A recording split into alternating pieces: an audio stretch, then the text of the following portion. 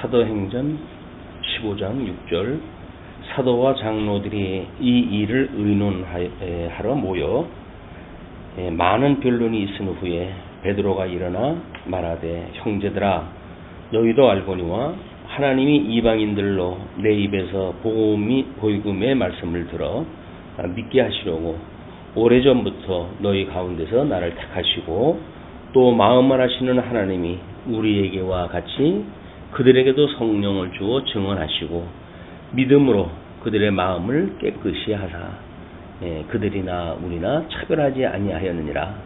그런데 지금 너희가 어찌하여 하나님을 시험하여 우리 조상과 우리도 능히 매지 못하였던 멍에를 제자들의 목에 두려느냐.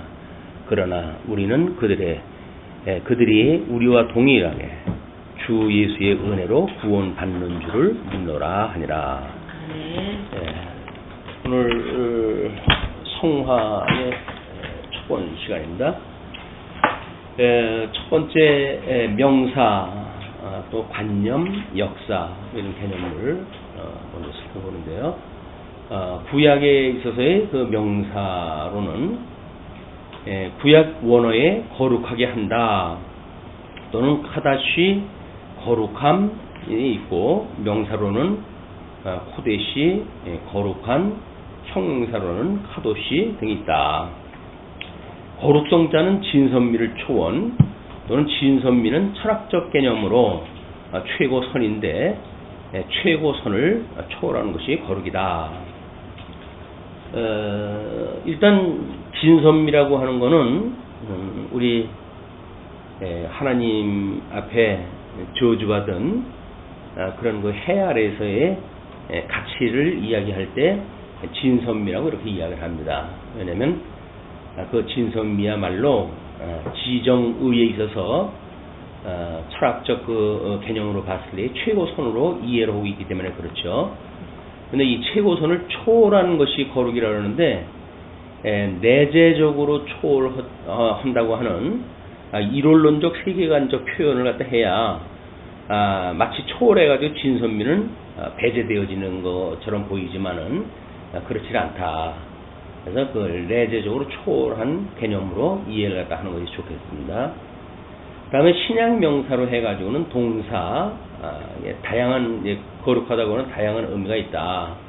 또 거룩의 관념을 표현하는 형용사들로 해가지고도 여러 가지가 있고, 또 성화와 성결을 표시하는 명사들로 해가지고도 여러 가지가 있는데, 그 성결이란 거룩하게 정결하게 변화된다 라는 뜻이고, 정결하게 해서 거룩하게 한다 또는 거룩하고 깨끗해졌다 라고 하는 개념으로 그거를 소개했다 했고요. 그거에 이제 뭐 좀 그 교단별로 나타나는 현상으로 봤을 때 성결교는 성도는 거룩해졌다, 범죄하면 안 된다, 완전론에 대한 거를 이제 믿고 있는데, 그런데 우리는 성화라고 하는 것이 변화되어질 그런 그 일이기 때문에 거룩해져 간다라고 하는 개념으로 이해를 합니다. 성결교회에 거룩해져 있다고 하는 과거의 어떤 목사님들은 자기는 더 이상 죄를 짓지 않는다고 하고 이렇게 표현을 하기도 하는데, 죄라고 하는 개념이 뭔지를 모르기 때문에 이제 그 예수 그리스도로 우리가 이렇게 완전하게 거룩해졌다라고 믿게 되어지게 되면 지속적인 구속의 은혜를 기억할 수가 없습니다.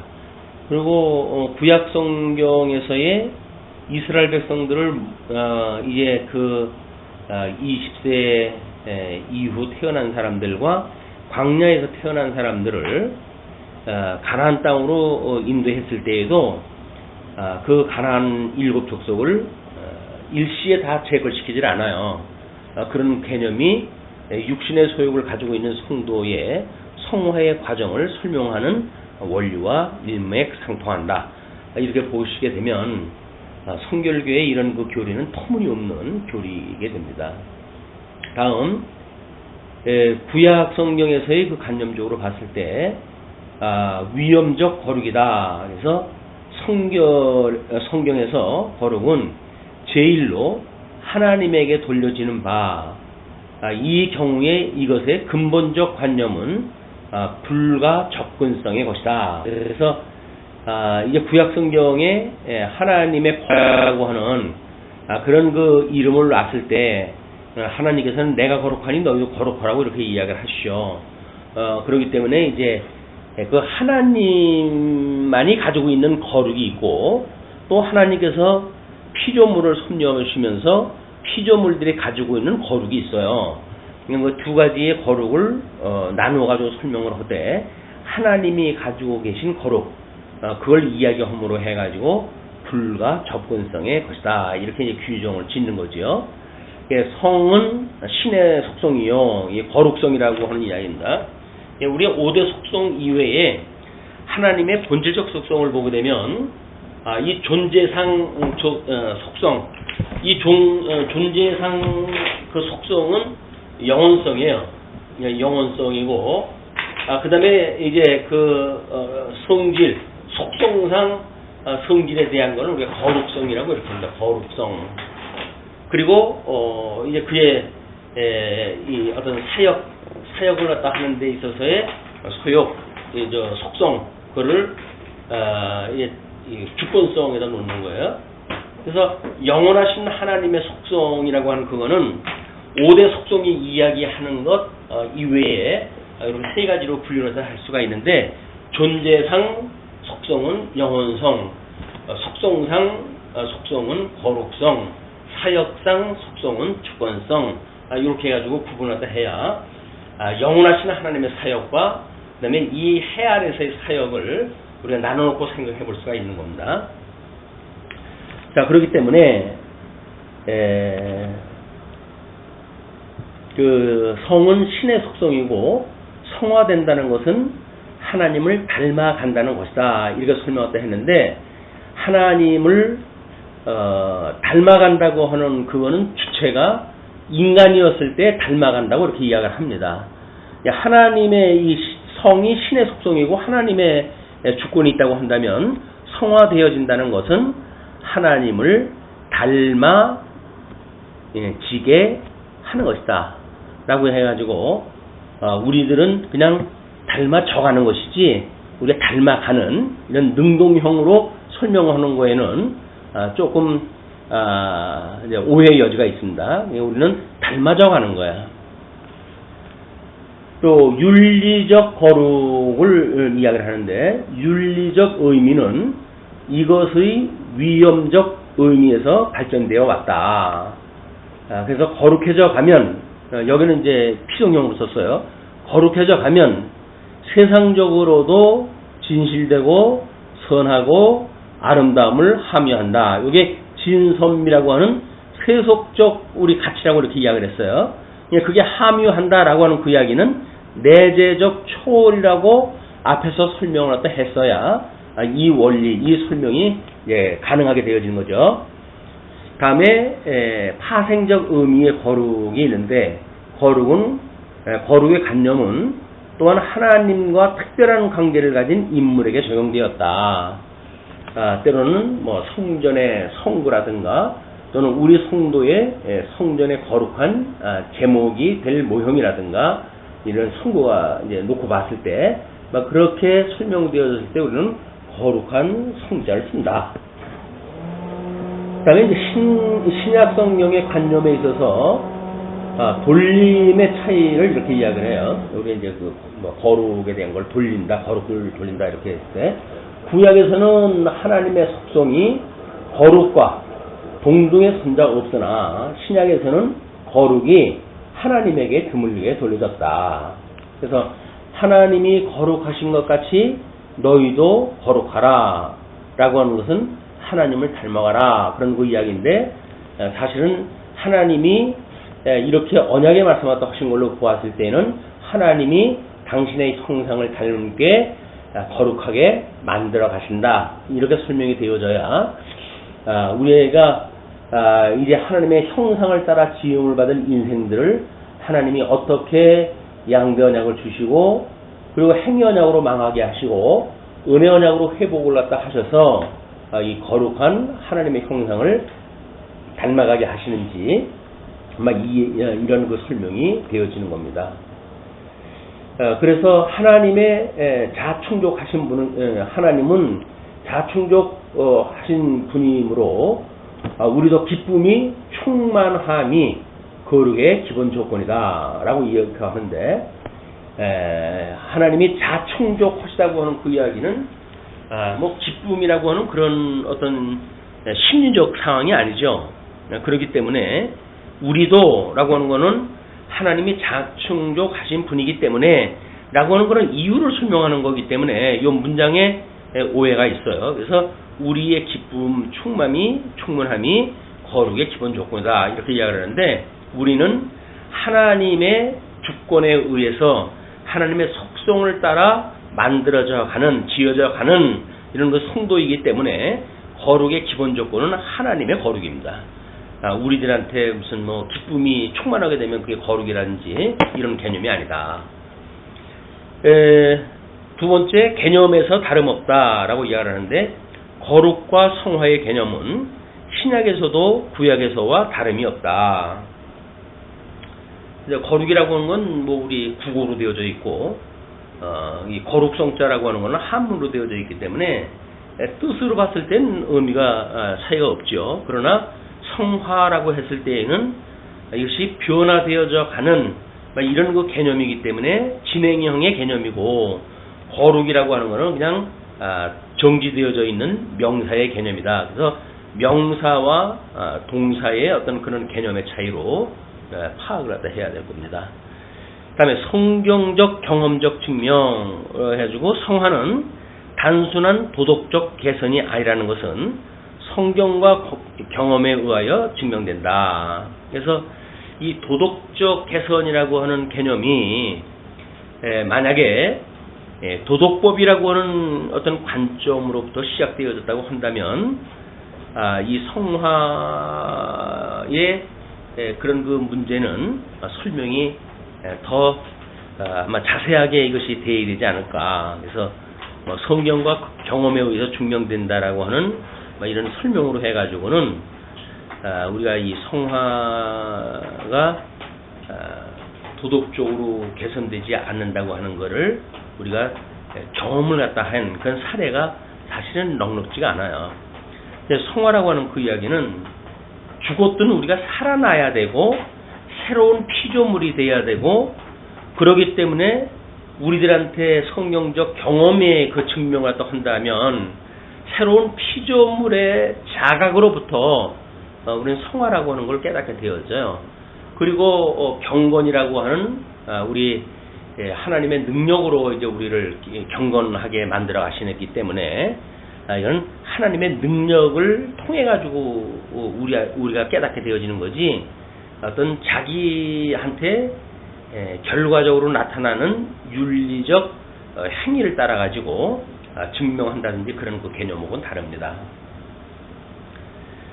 다음에 역사적 고찰을 갖다 해봤을 때 고대의 도덕주의와 초자연적 성화의 관념에 대해서 초대 교회에서는 사람의 구원을 위하여 신앙과 선행에 의뢰할 것을 가르치면서 도덕주의의 이 긴장이 현저히 나타났다. 그래서 옛날이나 지금이나 어떤 그 이 도덕이라고 하는 문제는 상당히 종교적인 그런 그 이슈가 되어져 왔던 거거든요.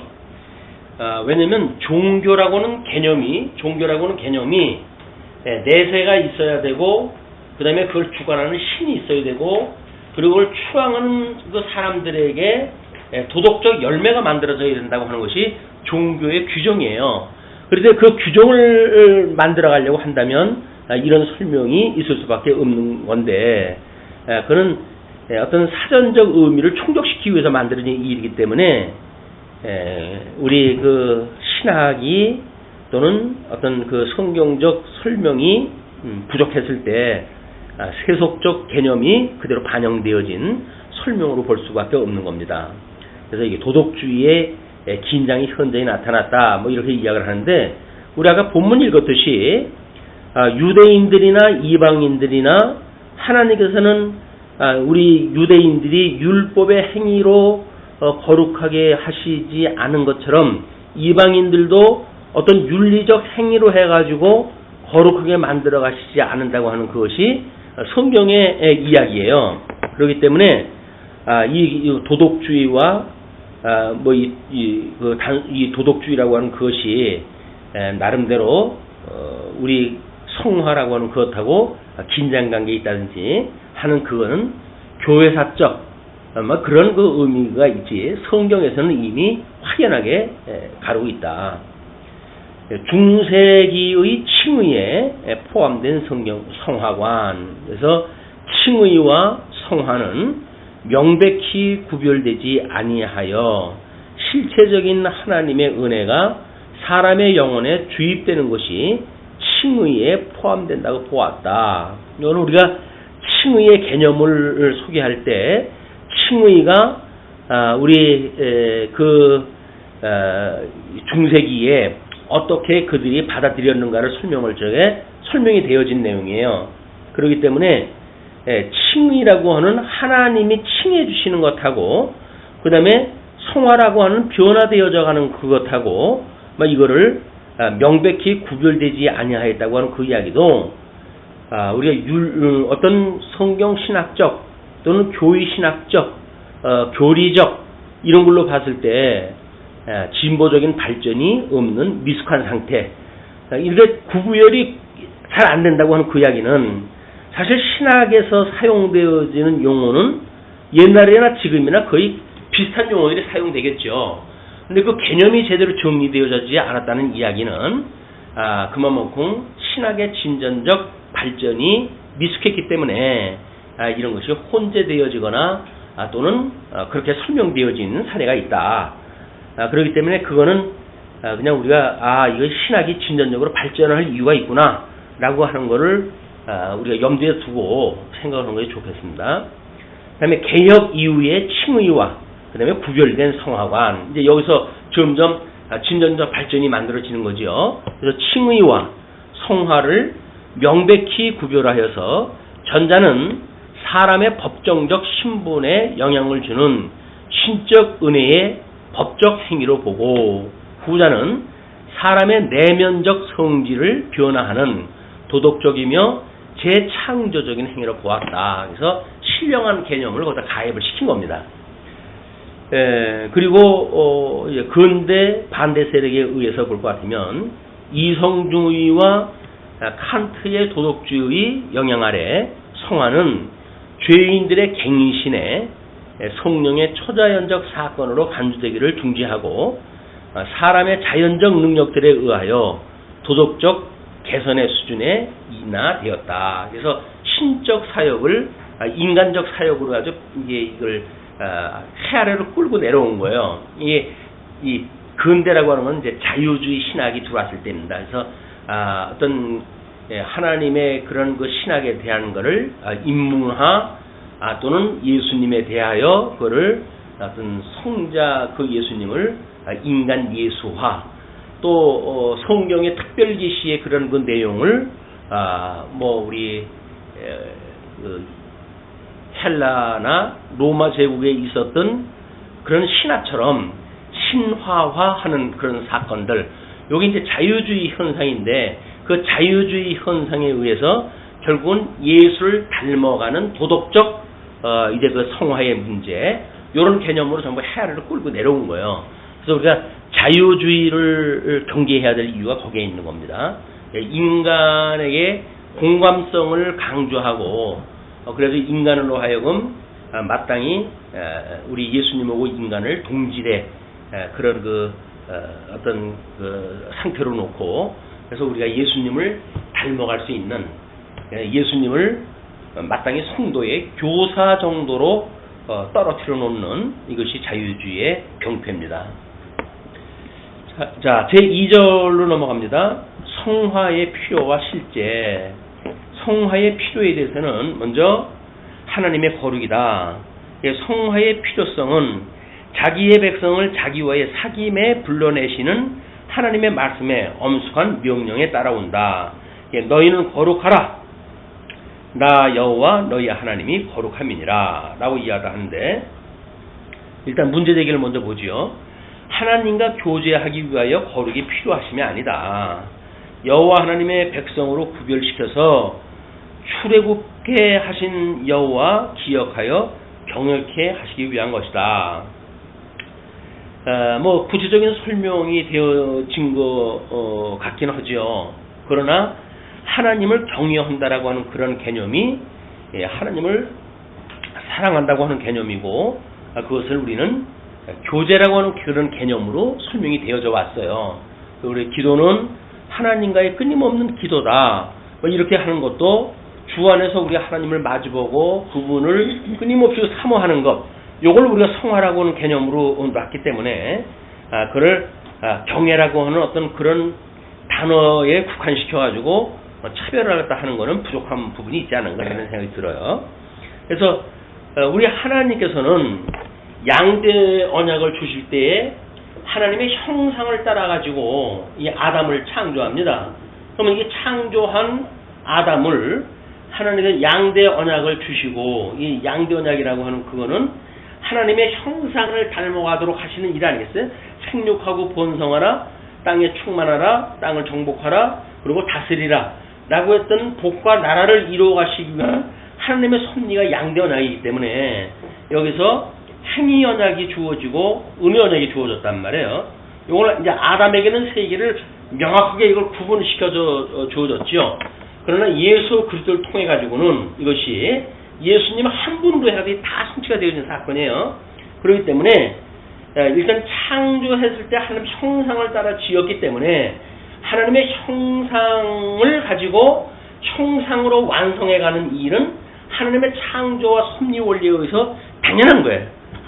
그렇기 때문에 여기서 그냥 애굽에서 불러낸 여호와인 줄 뭐 알고 기억한다라고 하는 협의적인 걸로 설명을 하게 되면 많은 부수적인 설명이 또 필요해요.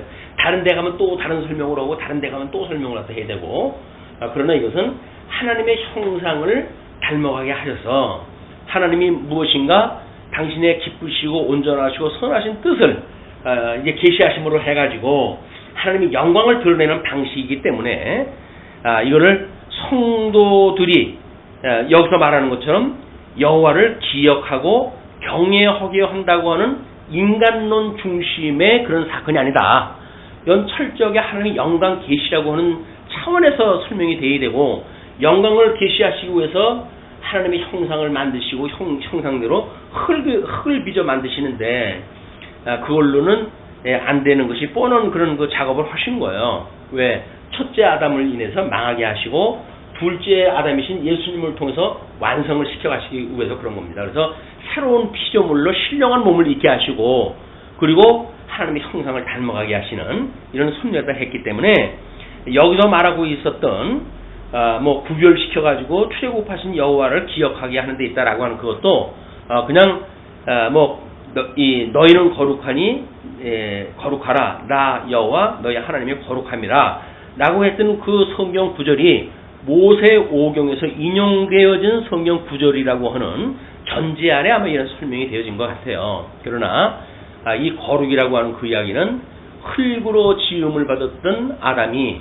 다시 예수 그리스도로 인해 가지고 새로운 피조물로 하나님의 형상화 되어져 가는 이걸 변화시켜 하는 걸 갖다 이야기를 하는 거지, 출애굽한 여호와를 기억하는 이런 어떤 협의적인 문제를 뛰어넘는다. 그 다음에 성화 생활의 의무. 성경에 의하면 하나님의 백성은 생을 성화할 의무 아래 있다. 이제 그 의무라고 하는 것을 행위 언약 아래 있다. 이렇게 보시면은 이제 설명이 쉬워질 거예요. 그들 안에 행하시는 이는 하나님이어서 자기의 기쁘신 뜻을 위하여 행하게 하시나 그들은 오히려 항상 복종하여 두렵고 떨림으로 자기들의 구원을 이루어야 할 것이다. 그래서 이제 그 구원을 이루어 가는 것을 인간한테 것이 있다고 보여지는데 그렇지 않습니다. 웨스트민스터 신앙고백에서도 강조하는 것이 이거는 인간으로선 불가능하기 때문에 둘째 아담이신 예수님을 통해서 거룩하게 만들어간다고 이렇게 하고 있어요. 도덕법에 대한 것도. 저는 이런 그 설명이 뭔가 한쪽의 그거를 따가지고 설명을 여기다 이제 붙였다고 한다면, 이제 그 박정용 박사가 뭐 여러 가지를 썼을 텐데, 그 중에 편향되어진 어떤 부분을 편집상 이렇게 할 수가 있다. 그러나, 우리 웨스트민스터 신앙 고백의 기준으로 봤을 때, 그거는 교리신학의 근간을 이루는 거고, 거의 틀리지 않습니다. 그렇기 때문에, 그걸 보게 되면, 거기에는 도덕법을 이루는 것이 인간으로는 불가능하고, 예수님으로만이 그것이 가능하다고 하는, 아주 명시를 갖다 했어요. 그렇기 때문에, 성경적으로 반론을 갖다 할 여지가 없는 겁니다. 두 번째,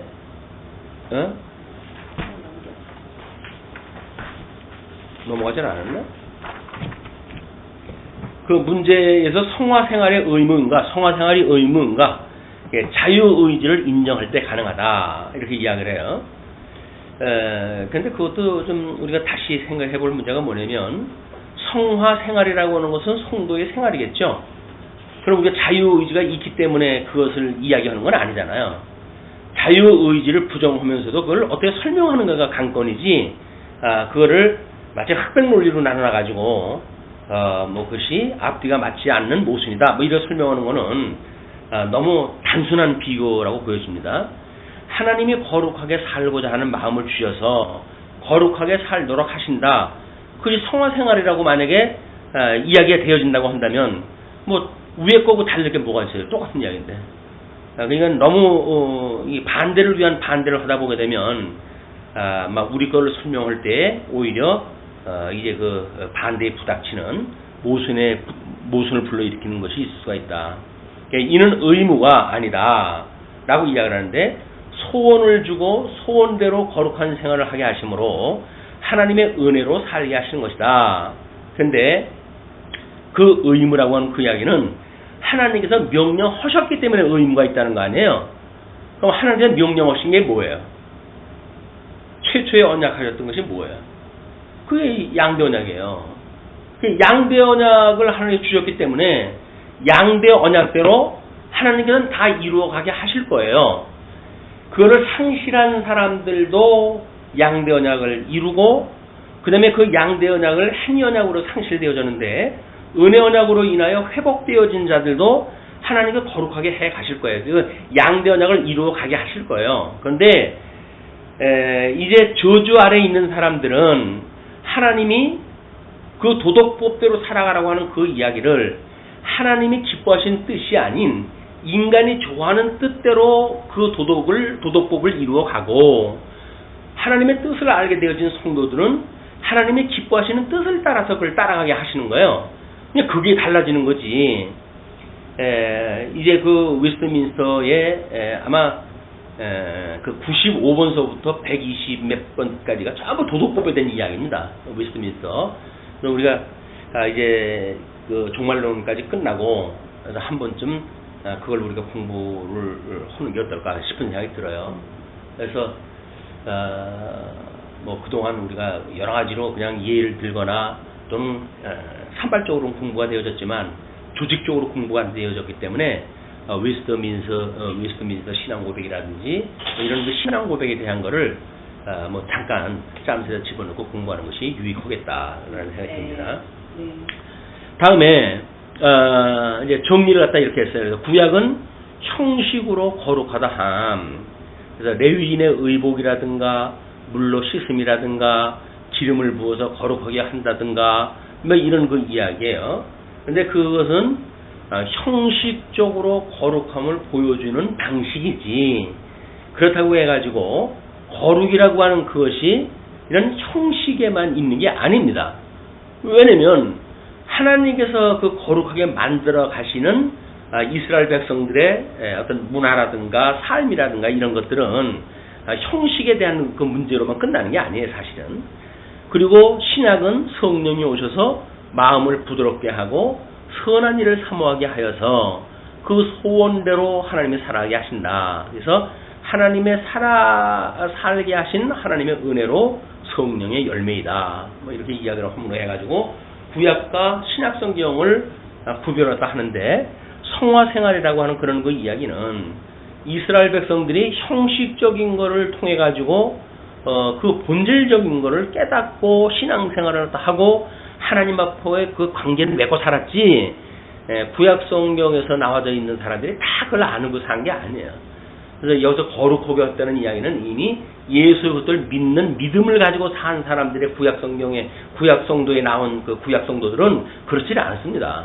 다 율법을 가지고도 하나님 경외하는 법을 깨닫고 경외했던 사람들이지, 무조건 유대인들처럼 또는 바리새인들처럼 그런 그 율법주의자들로 살았던 사람들이 아니다. 왜냐면 시편의 그 모든 시들이 다 뭘 이야기를 합니까? 그 신령한 찬송하다 하고 그러는 사람들을 어떤 형식적으로 이렇게 매도하는 것은 구약 성경 성도들을 갖다가 이 성경적으로 설명한 방식이 아니에요. 세 번째, 죄가 남아있다. 성화의 필요성에 대한 이야기입니다. 죄가 남아있기 때문에 성화가 필요하다는 이야기죠. 여기서 신자는 그의 심정과 생활로부터 모든 죄가 다 제거되는 것은 아니다. 하나님께 향한 모순, 남아서 내주하는 죄는 중생하고 하나님의 아들인 인물에게 모순된다. 그런 그 때문에 성화가 필요하다 이렇게 이야기를 하는데, 문제를 이렇게 제기합니다. 하나님을 향하여 성장해 가는 것이지 이는 모순이 아니다. 그러나 잘못을 했으면 괴롭다. 뭐 이렇게 이야기를 해요. 우리가 우리에게 죄진 자를 사하여 준 것처럼 우리 죄를 사하여 주시옵고라고 했을 때 지금 그 죄의 실체는 어디에 있는 거예요? 우리한테 없는 겁니까? 이것이 뭐에 이제 오해가 있느냐면, 이신칭이라고 했을 때 우리는 모든 이 율법의 요구를, 이 율법의 모든 요구를 예수 그리스도가 충족해 해서 더 이상은 율법이 중생한 성도들을 정죄할 수 없다는 이야기거든요. 근데 정죄할 수 없다는 것은 죄가 없기 때문에 정죄할 수 없다는 것이 아니라, 죄가 있음에도 불구하고 예수 그리스도의 대속이라고 하는 은혜가 있기 때문에 정죄할 수가 없는 거지, 우리가 구속받았기 때문에 정죄할 수 없다는 게 아니란 말이에요. 이런 개념이, 이런 그 오해가 나오는 거예요.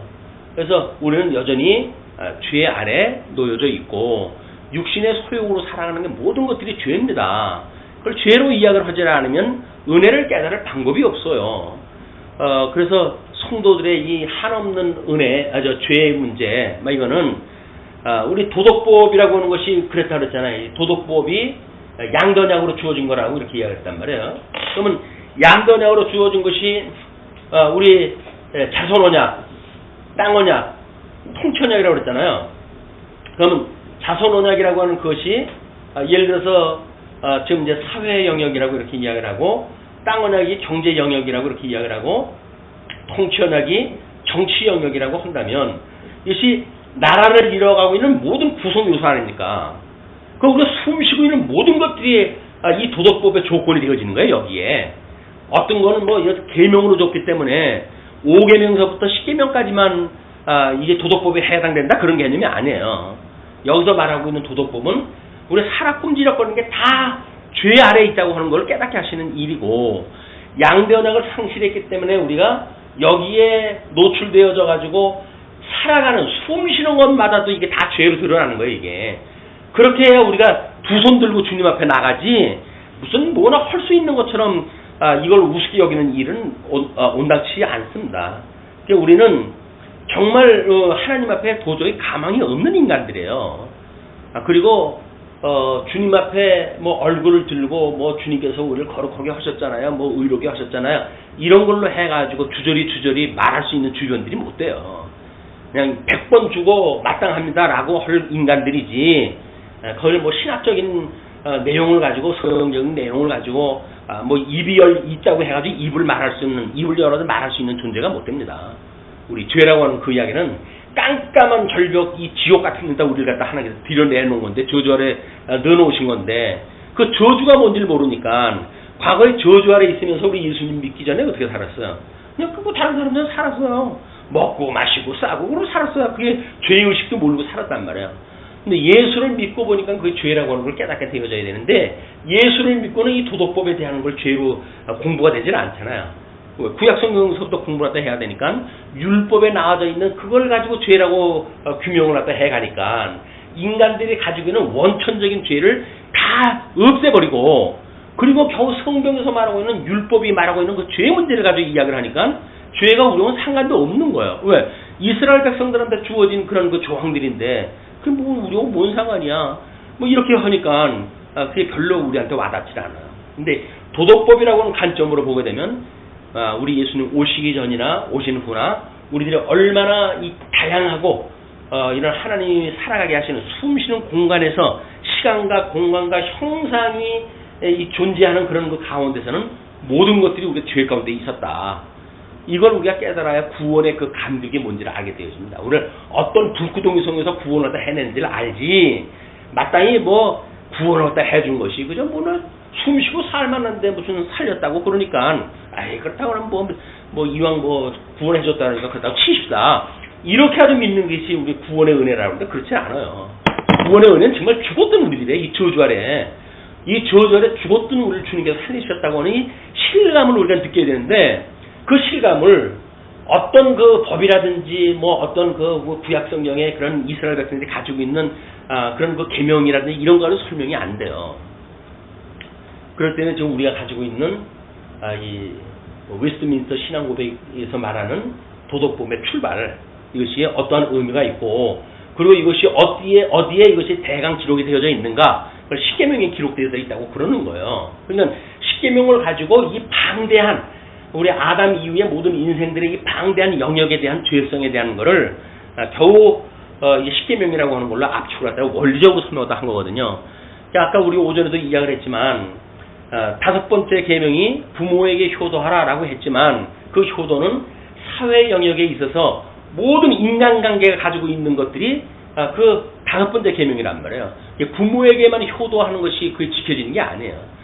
그거는 부모가 자식을 사랑하는 개념이 포함되어져 있고 이웃을 사랑하는 이 개념이 포함되어져 있고 전 인류에 관계되어지는 것들이 포함되어져 있는 개념이지 뭐 아버지에게 효도하라 이렇게 이야기했다고 해가지고 그냥 단순한 효도의 문제로 이걸 보는 거는 도덕법의 출발점을 모르기 때문에 이제 그런 오해가 만들어지는 겁니다. 그러나 우리가 이것이 양전약으로부터 시작되어진 거라고 보게 되면 그 도덕법에서 말하고 있는 이 다섯 번째 계명이 얼마나 방대한 영역에 복잡한 관계를 압축하고 있는지 그걸 알게 되어지는 거예요. 그러니까 인간 관계를 우리는 부모 안에서 태어날 때로부터 우리는 죄 가운데 잉태되어졌고 죄 가운데 출생이 됐다 그러잖아요.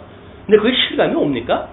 우리가 죄 가운데 잉태가 되어졌고 죄 가운데 출생이 되었어요 라고 성경 구절을 말하고 있으면 그게 뭐 흉내를 내고 말을 하죠.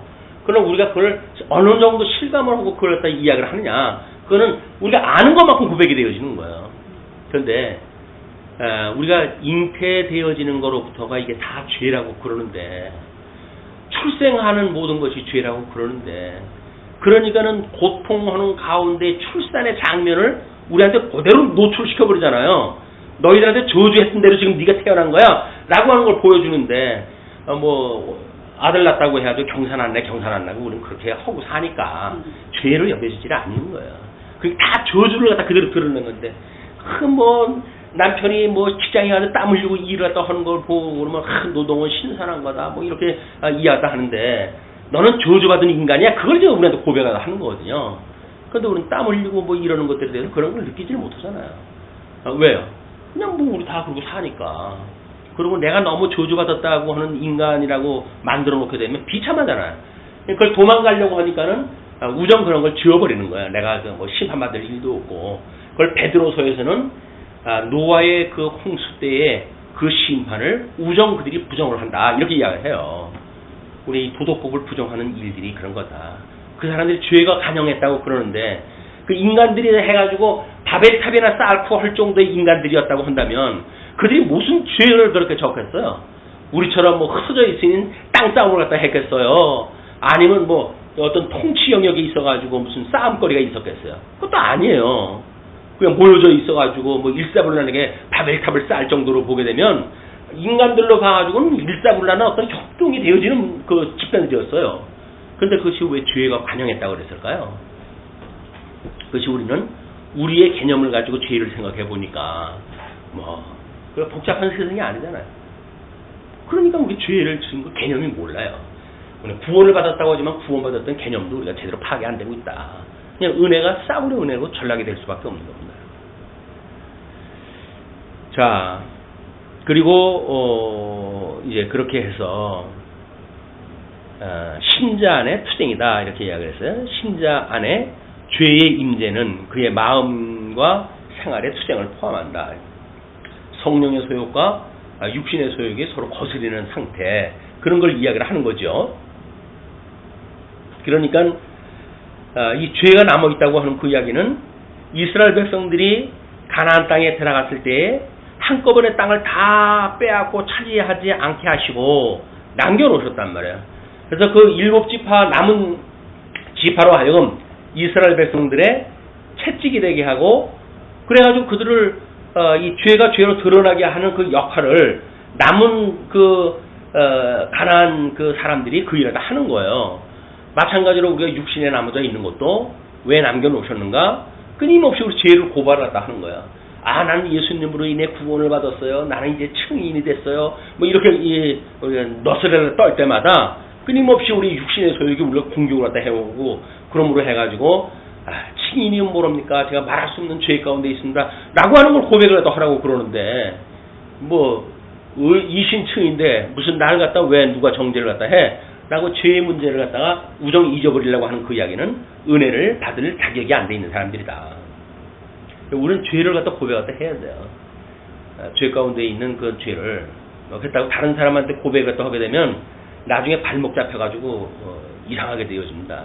이거는 하나님 앞에 조용히 고백을 갖다 하셔야 돼요. 신앙 고백 잘못하고 간증 잘못해가지고 하게 되면 다른 사람들한테 그때는 그렇게 기쁜 마음으로 했죠. 조금 가보세요. 제가 잘했다며 라고 해가지고 그런 소리 한번 귀에 들리기 시작하면 그 교회 못 나가요. 인간들 앞에서 하는 거 아니에요. 그냥 하나님 앞에서 하는 거지.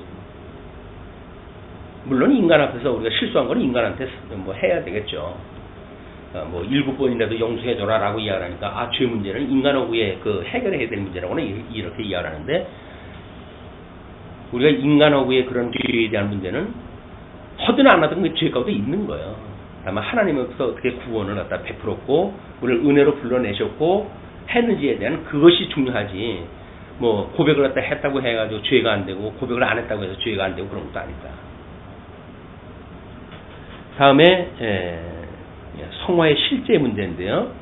죄는 주관하지 못한다. 그래서 죄가 비록 남아있을지라도 주관하지는 못한다. 요거는 주관치 못한다는 것은 궁극적으로 성령의 소욕이 이긴다는 이야기다. 그런 그 설명 갖다 했는데, 그냥 그 정도까지만 이해도 합시다. 이 죄가 가인이 범죄를 갖다 했을 때 어디에 그 죄가 있다고 그래요? 문 앞에 있다고 해요. 문 앞에 죄가. 그거는 언제라도 그걸 주관한다라고 하는 그런 그 이야기를 하는 거거든요. 근데 지금 우리 죄가 나머져 있지만 그 죄 아래 종로로 타는 것, 이게 육체의 소욕을 따라 살아가는 일이란 말이에요.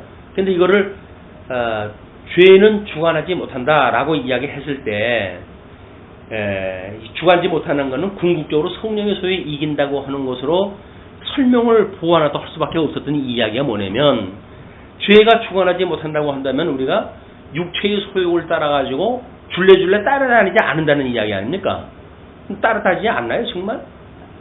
이거 얼마나 그 죄에 우리가 익숙해져 있는 사람들인데, 근데 이걸 주관하지 못한다라고 하는 성령의 소욕과 육체의 소욕이, 우리 육체의 소욕이라고 하는 거는 이제 우리 이 죄가 주관하는 그런 그 문제인데, 죄가 우리를 주관하지 못한다라고 하는 그 이야기는 정죄하지 못하는 그런 개념으로 이걸 정리했다 하는 것이 옳다.